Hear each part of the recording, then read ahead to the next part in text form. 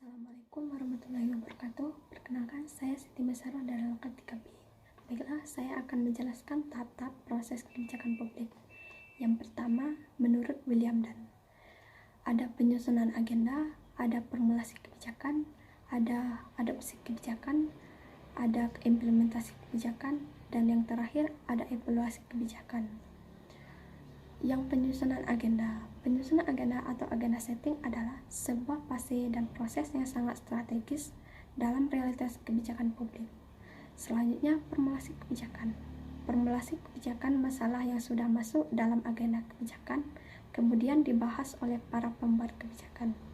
Selanjutnya, adopsi kebijakan. Adopsi kebijakan merupakan pengambilan keputusan dengan memilih alternatif kebijakan yang selanjutnya ditetapkan menjadi kebijakan untuk kemudian diimplementasikan. Selanjutnya, implementasi kebijakan adalah aktivitas yang terlihat setelah dikeluarkan pengarahan yang sah dari suatu kebijakan, yang meliputi upaya mengelola input atau menghasilkan output atau outcome bagi masyarakat. Tahap implementasi kebijakan dicirikan dan dibedakan dengan tahap pembuatan kebijakan. Selanjutnya, evaluasi kebijakan.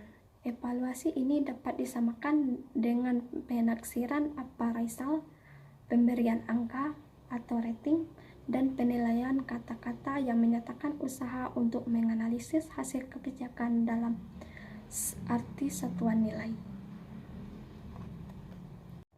Selanjutnya, menurut Ripley.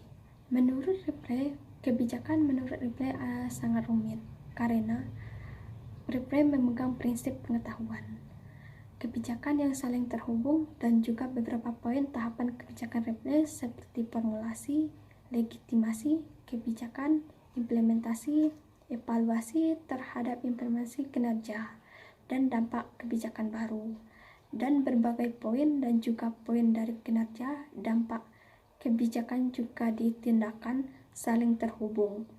Ini dapat membedakan teori Ripley yang dengan yang lainnya. Menurut Thomas berbeda dengan William Dunn dan juga Ripley. Menurut Thomas menjelaskan bahwa kebijakan publik adalah apapun yang dipilih oleh pemerintah untuk dilakukan atau tidak dilakukan, dan apabila pemerintah memilih untuk melakukan sesuatu maka harus ada tujuannya dan objeknya. Yang pertama, ada tahap identifikasi masalah. Kebijakan ini adalah tahap awal penelitian yang penting identifikasi masalah kebijakan ini, yang dijelaskan masalah dan membuat penjelasan yang sangat diukur dan ditimbang lagi oleh orang lain. Identifikasi ini sebagai proses dan hasil pengenalan masalah penelitian. Selanjutnya, ada agenda setting. Agenda setting merupakan aktivitas memfokus perhatian pada pejabat publik dan media massa atau keputusan apa yang akan diputuskan terhadap masalah publik tertentu.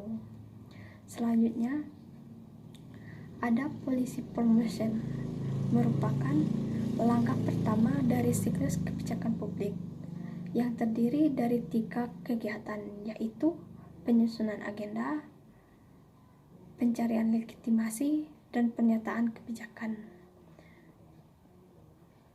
Ketika tersebut, resepsi bahwa masalah adalah benar-benar masalah yang sesuai dengan preferensi masyarakat dilakukan pada tahap penyusunan agenda. Pencarian informasi yang akurat, objektivitas analisis diharapkan dapat membuahkan persatuan dari masyarakat, sehingga legitimasi tiap langkah yang diambil pemerintah tidak diragukan lagi oleh masyarakat. Selanjutnya ada policy legitimation. Policy legitimation ini adalah pengesahan kebijakan melalui tindakan politik oleh partai politik, kelompok penekan, presiden, dan kongres. Selanjutnya ada policy implementation. Policy implementation ini, implementasi kebijakan merupakan salah satu tahapan yang amat penting dari keseluruhan proses kebijakan publik. Implementasi kebijakan merupakan serangkaian kegiatan atau tindakan setelah suatu kebijakan dirumuskan. Tanpa suatu kegiatan implementasi, maka suatu kebijakan yang telah dirumuskan akan menjadi sia-sia. Implementasi kebijakan dengan demikian merupakan rantai yang menghubungkan formulasi kebijakan dengan hasil outcome atau kebijakan. Selanjutnya, ada policy evaluation.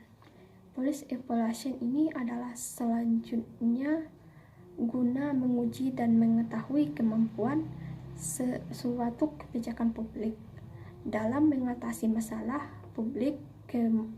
Kebijakan publik tersebut perlu dievaluasi. Evaluasi kebijakan ini misalnya dilakukan dengan menghitung outcome dan dampak kebijakan atau program. Hasil evaluasi ini selanjutnya dapat memberikan informasi tentang keberhasilan atau kegagalan suatu kebijakan yang nantinya berguna sebagai sumber informasi bagi formulasi kebijakan publik selanjutnya. Sekian penjelasan dari saya. Jika terdapat kesalahan, mohon maaf. Wassalamualaikum warahmatullahi wabarakatuh.